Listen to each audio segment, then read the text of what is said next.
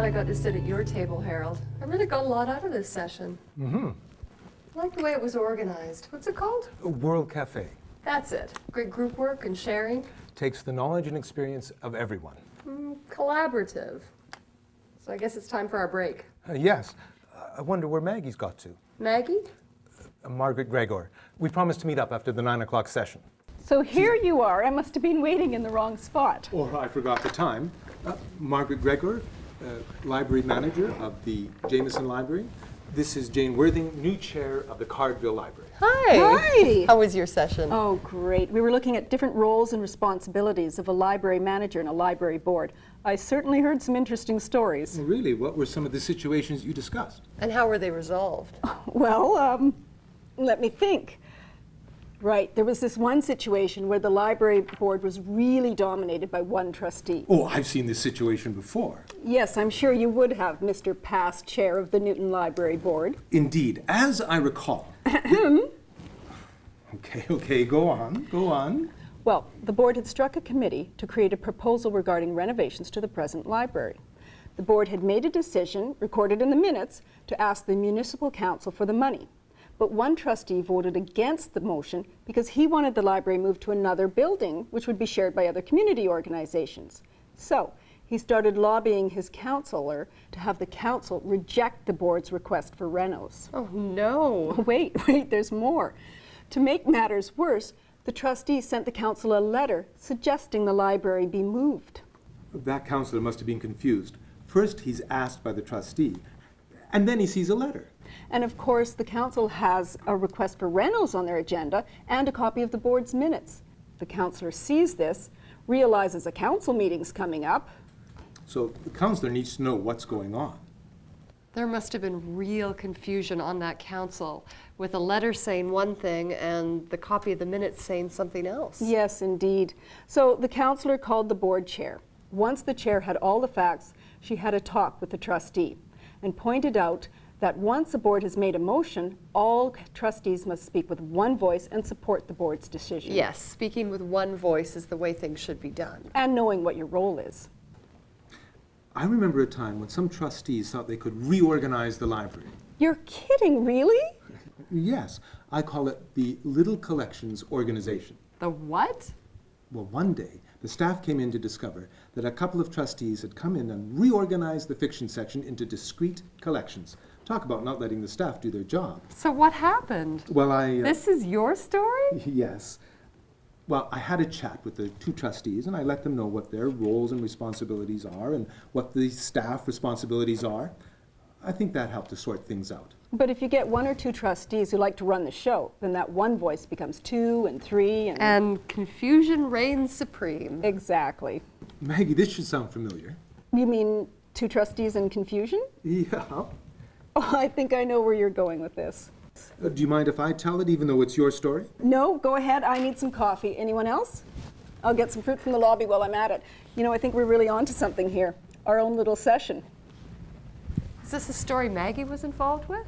Yes, this was when Maggie was very new at her job. So, Well, there were a couple of trustees on her board who thought they knew better than anyone how to run the library. better than the new library manager? Mm-hmm. And Well, Here's the coffee and some fruit. Did I miss much? nope. Okay, Harold, let's not keep Jane in suspense. Righto. So, here we have a new library manager A little mind, a little green. and a couple of experienced trustees who come into the library one day and give the staff instructions on procedures for lending out CDs and videos. Both trustees were giving different staff members directions. oh no, what chaos that must have caused. Unfortunately, Well, of course, Maggie is getting conflicting information from the staff as to what they've been told. So, for a couple of days, nobody knew what to do. Isn't that right, Maggie? yep.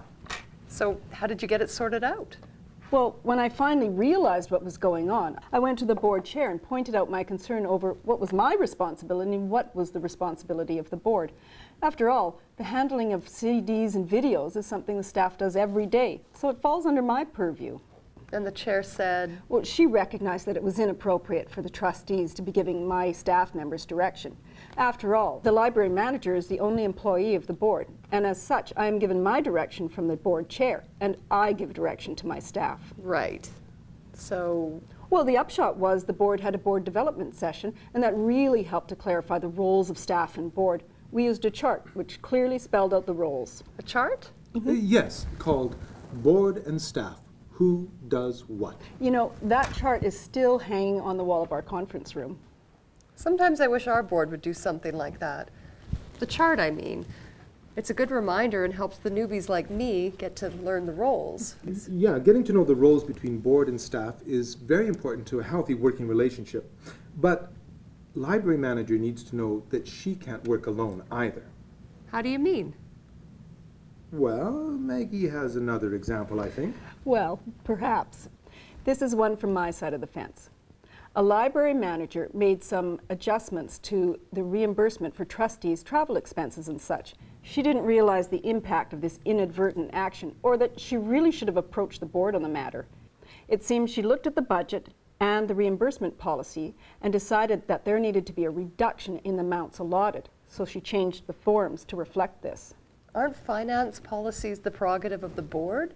Wouldn't there have to be a motion by the trustees to change a policy regarding reimbursement for travel or whatever? Exactly. And this wasn't the first time that she had taken action that needed discussion with the board.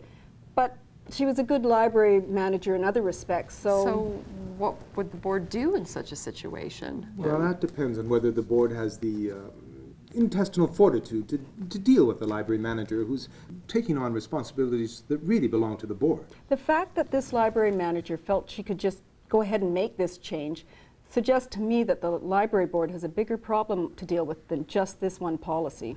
What would the board do in such a situation?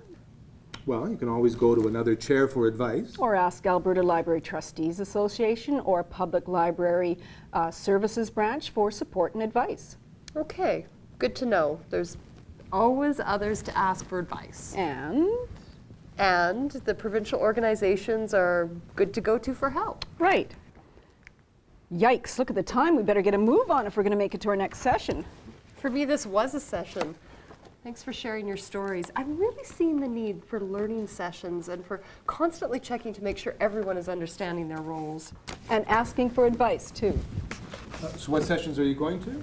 I'm going to the session on new technology in the 21st century. Oh, I'm going to that one as well. Good, I heard her speak last year. So, do you want to join Harold and I for lunch and we can continue this Let's meet conversation? on the table.